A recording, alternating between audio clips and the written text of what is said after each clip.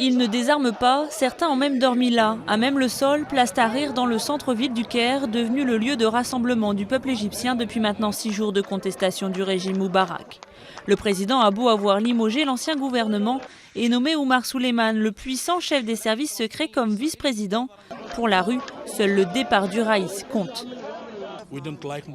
Nous n'aimons pas Moubarak, nous n'aimons pas non plus Souleiman, ni Ahmed Shafiq.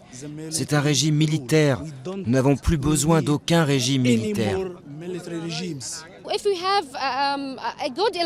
Quand nous aurons des élections correctes, on pourra désigner quelqu'un. Maintenant, il faut que l'armée contrôle la situation jusqu'à ce qu'on élise nos dirigeants, qu'on choisisse nos représentants. C'est ce que j'attends.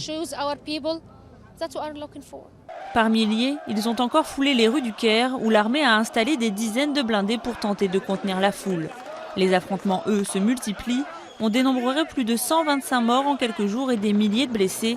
Des émeutes ont également éclaté dans des prisons et même le musée archéologique du Caire a été en partie saccagé. Moubarak, accompagné de son nouveau vice-président, a quant à lui visité le centre opérationnel de l'armée, comme pour montrer la loyauté de cette institution envers le régime. Il se refuse toujours à quitter le pouvoir. Face à cet entêtement, l'opposition s'organise. Les frères musulmans et d'autres mouvements d'opposition ont chargé l'opposant Mohamed El Baradei de négocier avec le régime du président Hosni Moubarak.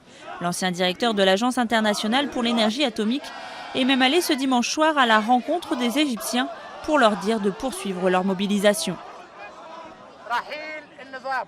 Nous voulons le départ du régime.